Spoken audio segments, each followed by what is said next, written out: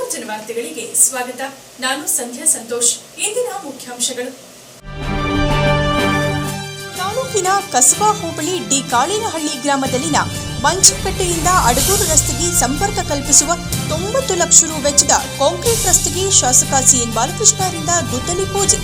ರಸ್ತೆ ನಿರ್ಮಾಣದ ವೇಳೆ ಜಾಗ ಬಿಟ್ಟು 30 ಅಡಿ ರಸ್ತೆಗೆ ಆದ್ಯತೆ ನೀಡಬೇಕು, ಇದರಿಂದ ಭೂಮೌಲ್ಯ ಹೆಚ್ಚಳವೆಂದ ಶಾಸಕರು.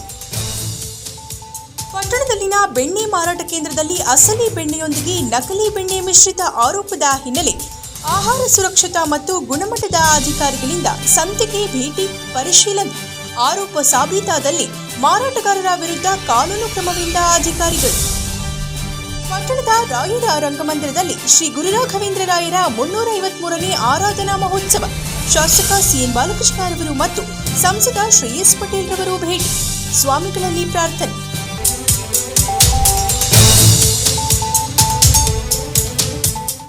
ವಾರ್ತೆಗಳ ವಿವರ.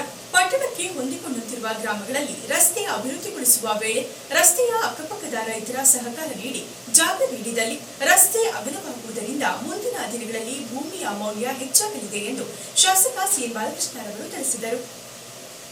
ತಾಲೂಕಿನ ಕಸಬಾ ಹೋಬಳಿ ಡಿ ಕಾಳಿನಹಳ್ಳಿ ಗ್ರಾಮದಲ್ಲಿನ ಮಂಚಿಕಟ್ಟೆಯಿಂದ ಸಂಪರ್ಕ ಕಲ್ಪಿಸುವ ಅಡಗೂರು ರಸ್ತೆ ಅಭಿವೃದ್ಧಿಗೊಳಿಸುವ ನಿಟ್ಟಿನಲ್ಲಿ ಕೈಗೊಳ್ಳಲಾಗಿರುವ 90 ಲಕ್ಷ ರು ವೆಚ್ಚದ ಕಾಂಕ್ರೀಟ್ ರಸ್ತೆ ಚರಂಡಿ ನಿರ್ಮಾಣಕ್ಕೆ ಭಾನುವಾರದಂದು ಗುದ್ದಲಿ ಪೂಜೆ ನೆರವೇರಿಸಿ ಮಾತನಾಡಿದ ಅವರು, ಇದೇ ರಸ್ತೆಗೆ ಮುಂದುವರೆದಂತೆ ಅಡಗೂರು ಯಾಚೇನಹಳ್ಳಿ ಕೂಡು ರಸ್ತೆಯವರೆಗೂ ಕಾಂಕ್ರೀಟ್ ರಸ್ತೆ ನಿರ್ಮಾಣಕ್ಕೆ 1.5 ಕೋಟಿ ರುಗಳ ಅಗತ್ಯತೆ ಇದೆ.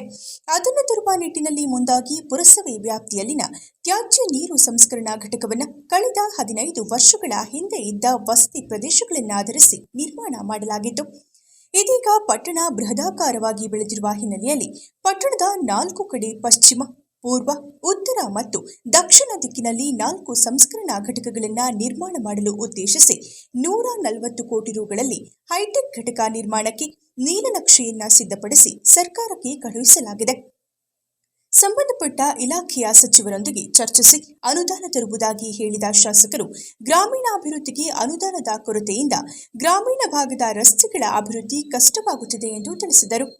ಈ ವೇಳೆ ಗ್ರಾಮದ ಮುಖಂಡರಾದ ಆನಂದ್ ಕಾಳಿನಹಳ್ಳಿ, ಗೋಪಾಲ, ಸಾಬ್ರು ವೆಂಕಟೇಶ್, ಮೊಗಣ್ಣಗೌಡ, ರಂಗಸ್ವಾಮಿ, ನಾಗೇಶ್, ಶಿವಪ್ರಕಾಶ್, ಕೆಎಂ ಕೃಷ್ಣ, ಕುಮಾರ್, ನಟೇಶ್, ಶಂಭುಲಿಂಗೇಗೌಡ, ಸುರೇಶ್, ಲಕ್ಷ್ಮೀಶ, ಶಂಕರ್, ಇಂಜಿನಿಯರ್ ಬಾಬಣ್ಣ, ಗುತ್ತಿಗೆದಾರರಾದ ಶಂಕರ್, ಸಂತೋಷ ಸೇರಿ ಇತರರು ಇದ್ದರು.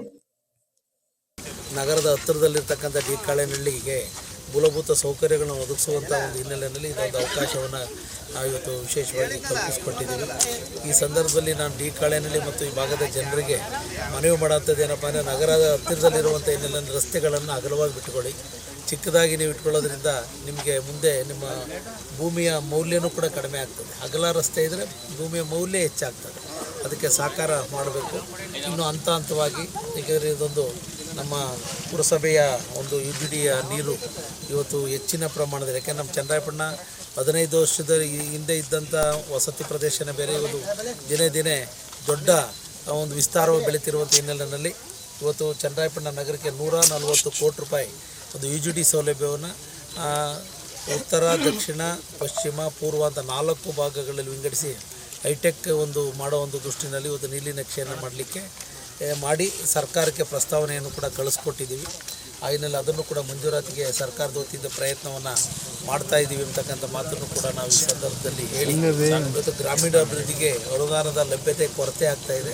ಸರ್ಕಾರಕ್ಕೂ ಕೂಡ ಒತ್ತಾಯ ಮಾಡ್ತಾ ಇದ್ದೀವಿ. ಯಾಕೆಂದರೆ ಗ್ರಾಮೀಣ ರಸ್ತೆಗಳಲ್ಲಿ ಒಂದು ಚಿಕ್ಕ ಚಿಕ್ಕ ರಸ್ತೆಗಳನ್ನು ಮಾಡುವಂಥದ್ದು ಕಷ್ಟ ಇದೆ. ಡಿ ಕಾಳಿನಹಳ್ಳಿ ನಮ್ಮ ಸಮುದಾಯ ಭವನದ ಮುಂದಕ್ಕೆ ಅದೊಂದು ರಸ್ತೆ ಮಾಡಬೇಕಾಗಿದೆ. ತುಂಬ ಅಲ್ಲಿ ಮಳೆಗಾಲದಲ್ಲಿ ಭಾರಿ ಅದು ಏನಾದರೂ ಮಾಡಿ ಒಂದು 200 ಮೀಟರ್ನಾರು ಕೂಡ ಆ ರಸ್ತೆನ ಅಭಿವೃದ್ಧಿಪಡಿಸ್ತಕ್ಕಂಥದ್ದಕ್ಕೆ ಕಾಂಕ್ರೀಟ್ ರಸ್ತೆಗೆ ಅವಕಾಶವನ್ನು ಕೂಡ ಮಾಡಿಸ್ಕೊಡ್ತೀನಿ ಅಂತಕ್ಕಂಥ ಮಾತನ್ನು ಕೂಡ ಈ ಸಂದರ್ಭದಲ್ಲಿ ಹೇಳಿ, ಈ ಒಂದು ರಸ್ತೆ ಪೂರ್ಣ ನಿರ್ಮಾಣ ಆಗಲಿ. ಅಲ್ಲಿಂದ ಮುಂದಕ್ಕೆ ಇವತ್ತು ನಮ್ಮ ನಟೇಶ್ ಮನೆ ಏನಿದೆ ಅಲ್ಲಿಂದ ಮುಂದಕ್ಕೆ ಅಡಗೂರು ಸರ್ಕಲ್ ತನಕ ಕೂಡ ಕಾಂಕ್ರೀಟ್ ರೋಡ್ ಆಗಲೇಬೇಕಾದ್ರೆ ಬೇರೆ ಅನುದಾನ ಲಭ್ಯತೆ ನೋಡ್ತಾ ಇದ್ದೀನಿ. ಪಟ್ಟಣದಲ್ಲಿ ಪ್ರತಿ ಶನಿವಾರದಂದು ನಡೆಯುವ ಬೆಣ್ಣೆ ಮಾರಾಟದಲ್ಲಿ ನಕಲಿ ಬೆಣ್ಣೆ ತಯಾರಿಸಿ ಮಾರಾಟ ಮಾಡುತ್ತಿರುವುದಾಗಿ ಸಾರ್ವಜನಿಕರಿಂದ ಆರೋಪ ಕೇಳಿಬಂದ ಹಿನ್ನೆಲೆಯಲ್ಲಿ ಶನಿವಾರದಂದು ಆಹಾರ ಸುರಕ್ಷತಾ ಮತ್ತು ಗುಣಮಟ್ಟ ಅಂಕಿತ ಅಧಿಕಾರಿಗಳು ಪಟ್ಟಣಕ್ಕೆ ಭೇಟಿ ನೀಡಿ ಬೆಣ್ಣೆ ಪರಿಶೀಲನೆಯನ್ನು ನಡೆಸಿದರು. ಪಟ್ಟಣದಲ್ಲಿ ನಡೆಯುವ ಬೆಣ್ಣೆ ಮಾರಾಟದಲ್ಲಿ ನಕಲಿ ಬೆಣ್ಣೆಯನ್ನ ಮಿಶ್ರಣ ಮಾಡಿ ಮಾರಾಟ ಮಾಡುವ ಮೂಲಕ ಸಾರ್ವಜನಿಕರನ್ನ ವಂಚಿಸುತ್ತಿದ್ದಾರೆಂಬ ಆರೋಪ ಕೇಳಿಬಂದ ಹಿನ್ನೆಲೆಯಲ್ಲಿ ಹಾಸನ ಮತ್ತು ಕೊಡಗು ಜಿಲ್ಲೆಯ ಆಹಾರ ಸುರಕ್ಷತಾ ಮತ್ತು ಗುಣಮಟ್ಟದ ಅಧಿಕಾರಿ ಮತ್ತು ಅವರ ತಂಡ ಶನಿವಾರದಂದು ಪಟ್ಟಣದ ಬಿಎಸ್ಎನ್ಎಲ್ ಕಚೇರಿ ಎದುರು ನಡೆಯುವ ಬೆಣ್ಣೆ ಮಾರಾಟ ಕೇಂದ್ರಕ್ಕೆ ಭೇಟಿ ನೀಡಿ ಬೆಣ್ಣೆ ವ್ಯಾಪಾರಸ್ಥರಿಂದ ಖರೀದಿ ಮಾಡಲಾಗಿರುವ ಬೆಣ್ಣೆಯ ಸ್ಯಾಂಪಲ್ಗಳನ್ನು ಪಡೆದು ಪ್ರಯೋಗಾಲಯಕ್ಕೆ ಕಳುಹಿಸಲಾಯಿತು. ಈ ವೇಳೆ ಮಾತನಾಡಿದ ಆಹಾರ ಸುರಕ್ಷತಾ ಮತ್ತು ಗುಣಮಟ್ಟ ಅಧಿಕಾರಿ ಅನಿಲ್ ದಾವ್ರವರು, ಡಾಲ್ಡಾ ನಿಶ್ಚಿತ ಬೆಣ್ಣೆ ಖರೀದಿ ಕೇಂದ್ರಕ್ಕೆ ಬರುತ್ತಿರುವ ದೂರುಗಳು ಸಾರ್ವಜನಿಕರಿಂದ ಬಂದ ಹಿನ್ನೆಲೆಯಲ್ಲಿ ಶನಿವಾರದಂದು ನಡೆಯುವ ಸಂತೆಗೆ ಪರಿಶೀಲನಾ ಅಧಿಕಾರಿಗಳ ತಂಡವು ಭೇಟಿ ನೀಡಿದೆ. ಇಲ್ಲಿನ ಬೆಣ್ಣೆಗೆ ರಾಜ್ಯದಲ್ಲಿ ಉತ್ತಮ ಗುಣಮಟ್ಟದ ಬೆಣ್ಣೆ ಎಂಬ ಕೀರ್ತಿ ಇದೆ. ಇದನ್ನ ಲಾಭ ಮಾಡಿಕೊಂಡಿರುವ ಬೆಣ್ಣೆ ದಲ್ಲಾಳಿಗಳಿಂದ ಮೋಸವಾಗುತ್ತಿರುವುದು ಕೇಳಿಬಂದಿದೆ. ಈ ಹಿನ್ನೆಲೆಯಲ್ಲಿ 15ಕ್ಕೂ ಹೆಚ್ಚು ವ್ಯಾಪಾರಸ್ಥರಿಂದ ಬೆಣ್ಣೆಯ ಸ್ಯಾಂಪಲ್ಗಳನ್ನು ಪಡೆದು ಪ್ರಯೋಗಾಲಯಕ್ಕೆ ಕಳುಹಿಸಲಾಗಿದೆ. ಇದರ ಫಲಿತಾಂಶದ ಆಧಾರದ ಮೇಲೆ ಕ್ರಮ ಕೈಗೊಳ್ಳಲಾಗುವುದು. ಮುಂದಿನ ದಿನಗಳಲ್ಲಿ ಬೆಣ್ಣೆ ಗುಣಮಟ್ಟ ಪರೀಕ್ಷಾ ವಾಹನವನ್ನ ಸಂತೆಯಲ್ಲಿ ಬೀಡು ಬಿಟ್ಟು ಅಕ್ರಮವೆಸಗುತ್ತಿರುವ ವ್ಯಾಪಾರಸ್ಥರ ವಿರುದ್ಧ, ನಕಲಿ ಬೆಣ್ಣೆಯನ್ನ ಮಾರಾಟ ಮಾಡುವವರ ವಿರುದ್ಧ ಸೂಕ್ತ ಕ್ರಮ ಕೈಗೊಳ್ಳಲಾಗುವುದು. ಇದರೊಂದಿಗೆ ಜಿಲ್ಲೆಯ ಎಲ್ಲ ಸಂತೆಗಳಿಗೂ ತೆರಳಿ ಬೆಣ್ಣೆಯ ಗುಣಮಟ್ಟವನ್ನು ಪರೀಕ್ಷಿಸಲಾಗುವುದು ಎಂದರು. ಈ ವೇಳೆ ತಾಲೂಕು ಆಹಾರ ಸುರಕ್ಷತಾ ಅಧಿಕಾರಿ ಶರತ್, ಹೊಳೆನರಸೀಪುರ ತಾಲೂಕು ಸುರಕ್ಷತಾ ಅಧಿಕಾರಿ ವಿನಯ್ ಬಸವೇಗೌಡ, ಚನ್ನರಾಯಪಟ್ಟಣ ಪುರಸಭಾ ಆರೋಗ್ಯ ನಿರೀಕ್ಷಕಿ ಉಮಾದೇವಿ ಹಾಜರಿದ್ದರು.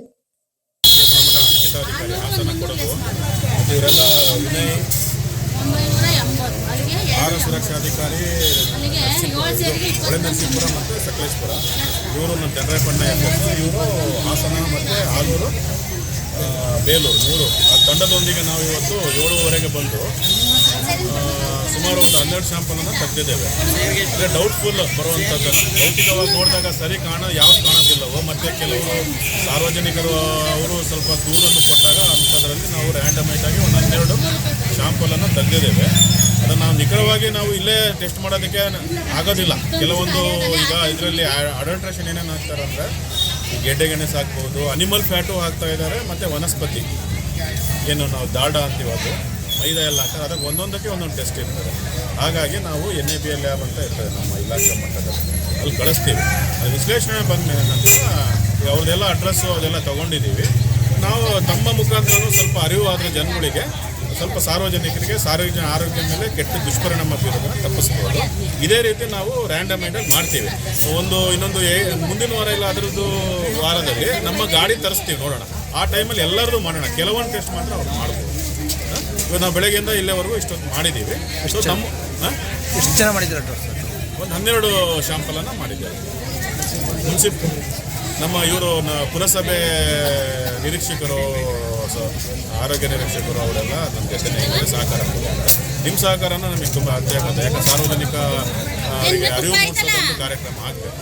ಇದನ್ನು ನಾವು ರೋಗಿನಾಗಿ ಮಾಡ್ತೀವಿ. ಇದೊಂದೇ ಅಲ್ಲ, ಮುಂದಿನ ದಿನಗಳಲ್ಲಿ ಈಗ ಏನು ಅರಸೀಕೆರೆ ಪಟ್ಟಣದ ಗಾಂಧಿ ವೃತ್ತದಲ್ಲಿರುವ ರಾಯರ ರಂಗಮಂದಿರದಲ್ಲಿ ಶ್ರೀ ಗುರುರಾಘವೇಂದ್ರ ಸಾರ್ವಭೌಮರ 353ನೇ ಆರಾಧನಾ ಮಹೋತ್ಸವ ಕಳೆದ 3 ದಿನಗಳಿಂದ ಅದ್ದೂರಿಯಾಗಿ ನಡೆದು ಸಂಪನ್ನಗೊಂಡಿತು.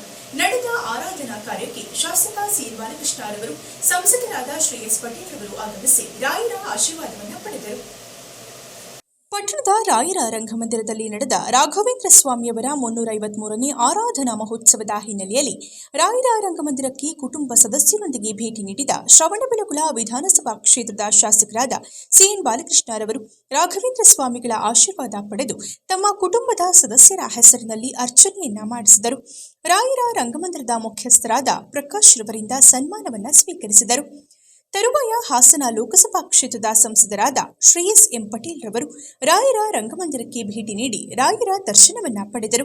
ಅವರನ್ನ ರಾಯರ ರಂಗಮಂದಿರದ ವತಿಯಿಂದ ಅಭಿನಂದಿಸಲಾಯಿತು. ಇದೇ ಸಂದರ್ಭದಲ್ಲಿ ರಾಯರ ರಂಗಮಂದಿರದ ಮುಖ್ಯಸ್ಥರಾದ M K Prakash, K R Anita, Swati P Bharadwaj, Chinmay Hegde, Raghavendra ರಾಯರ ಭಕ್ತರಾದ ಜಗದೀಶ್, ಜಯಂತ್, ರಂಜಿತ್, ಸಣ್ಣಪ್ಪ, ಅರುಣ್, ನಾಡಪ್ರಭು ಕೆಂಪೇಗೌಡ ವೇದಿಕೆಯ ರಾಜ್ಯಾಧ್ಯಕ್ಷರಾದ ಆನಂದ್ ಕಾಳಿನಹಳ್ಳಿ, ಕಲಾವಿದ ರವೀಂದ್ರ, ವಕೀಲರಾದ ಅಂಬರೀಶ್, ರಾಯರ ಭಕ್ತರಾದ ಯೋಗೇಶ್, ಸಣ್ಣಪ್ಪ, ಅರುಣ್ ಸೇರಿದಂತೆ ಇತರರು ಹಾಜರಿದ್ದರು. ಗುರುಗಳ ಒಂದು ಆರಾಧನೆಯ ಅಂಗವಾಗಿ ಗಾಂಧಿ ಸರ್ಕಲ್ ಮಠಕ್ಕೆ ಪ್ರಕಾಶ್ ನಾವು ಆವರಣದಲ್ಲಿ ಬಂದಿದ್ದೀವಿ. ಒಂದು ಸಹ ಒಂದು ಏನಂತ ಹೇಳ್ತಾರೆ, ಒಂದು ಪಾಸಿಟಿವ್ ಎನರ್ಜಿ ಏನು ಮಟ್ಟಕ್ಕೆ ಬಂದರೆ ನಮಗೆ ಸಿಗ್ತದೆ. ನಾನೇ ವೈಯಕ್ತಿಕವಾಗಿ ಹೇಳಬೇಕಂತ ಹೇಳಿದ್ರೆ, ಚುನಾವಣೆ ಸಹ ನಾನು ಇಲ್ಲಿ ಬಂದು ಹೊಸದಾಗಿ ಕೇಳಿದಾಗ ಖಂಡಿತ ಒಳ್ಳೆಯದಾಗ್ತದೆ ಅಂತ ಬಂತು. ಕೂಡ ಆಶೀರ್ವಾದ ಮಾಡಿ ಅದೇ ರೀತಿ ಒಳ್ಳೆಯದಾಗಿದೆ. ಈ ಸರಿ ಸಂಸದ ಆಶೀರ್ವಾದ ಎಲ್ಲರೂ ಸಹ ರಾಯರ ಕೃಪೆಗೆ ಪಾತ್ರರಾಗಿ ಅಂತ ಕೇಳ್ತಾರೆ. ಎಲ್ಲ ನಮ್ಮ ನಾಡಿನ ಜನರು ಸದ್ಬದ್ಧವಾಗಿ ಎಲ್ಲರಿಗೂ ಒಳ್ಳೆಯದಾಗಲಿ ಅಂತ ದೇವರಲ್ಲಿ ಕೇಳ್ತಾರೆ. ಮಠಕ್ಕೂ ಸಹ ಎಲ್ಲ ಭಕ್ತಾದಿಗಳು ಇನ್ನೂ ಹೆಚ್ಚಿನ ಸಂಖ್ಯೆಯಲ್ಲಿ ಬರಬೇಕಂತ ನಾನು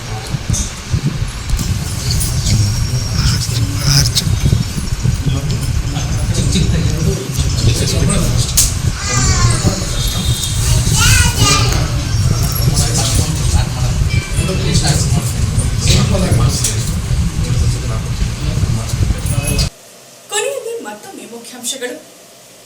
ಇದರೊಂದಿಗೆ ವಾರ್ತಾ ಪ್ರಸಾರ ಮುಕ್ತಾಯವಾಯಿತು. ಮತ್ತೆ ನಿಮ್ಮ ಭೇಟಿ ಮುಂದಿನ G4 ಜನವಾರ್ತೆಯಲ್ಲಿ. ವಂದನೆಗಳು. ತಾಲೂಕಿನ ಕಸಬಾ ಹೋಬಳಿ ಡಿ ಕಾಳಿನಹಳ್ಳಿ ಗ್ರಾಮದಲ್ಲಿನ ಮಂಚಿಕಟ್ಟೆಯಿಂದ ಅಡಗೂರು ರಸ್ತೆಗೆ ಸಂಪರ್ಕ ಕಲ್ಪಿಸುವ 90 ಲಕ್ಷ ರು ವೆಚ್ಚದ ಕಾಂಕ್ರೀಟ್ ರಸ್ತೆಗೆ ಶಾಸಕ ಸಿಎನ್ ಬಾಲಕೃಷ್ಣ ಅವರಿಂದ ಗುದ್ದಲಿ ಪೂಜೆ.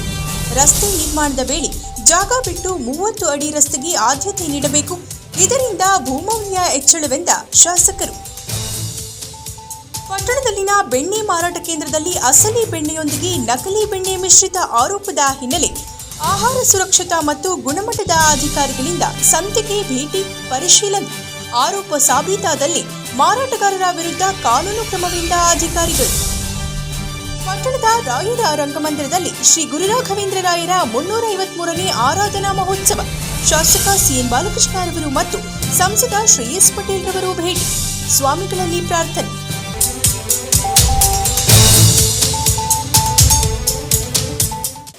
ಇದರೊಂದಿಗೆ ವಾರ್ತಾ ಪ್ರಸಾರ ಮುಕ್ತಾಯವಾಯಿತು. ಮತ್ತೆ ನಿಮ್ಮ ಭೇಟಿ ಮುಂದಿನ G4 ಜನವಾರ್ತೆಯಲ್ಲಿ. ವಂದನೆಗಳು.